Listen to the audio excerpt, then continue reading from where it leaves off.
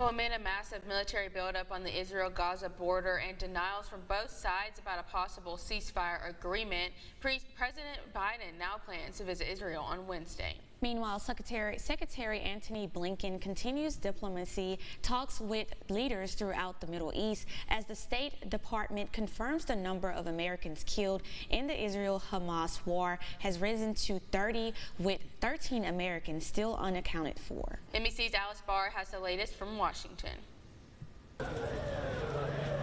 Amid the growing crisis in the Middle East, word tonight that President Biden will travel to Israel on Wednesday to underscore U.S. support and consult on next steps. To any actor, state or non-state, trying to take advantage of this crisis to attack Israel, don't. Secretary of State Antony Blinken back in Israel, meeting for hours with Prime Minister Benjamin Netanyahu, also announcing an agreement between the U.S. and Israel to help humanitarian aid reach civilians in the Gaza Strip, including the possibility of creating areas to help keep civilians out of harm's way.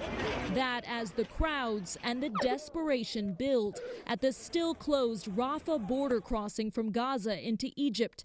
Palestinian civilians with foreign passports, including hundreds of Americans, waiting for the gates to open to get out of the war zone and allow aid to flow in. The patients are screaming in pain. There is nothing to alleviate their suffering.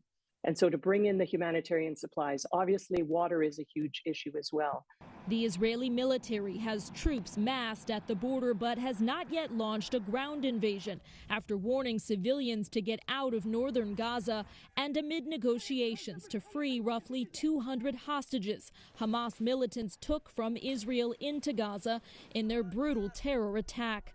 Hamas now saying it will release non-Israeli hostages if, quote, the necessary conditions are available.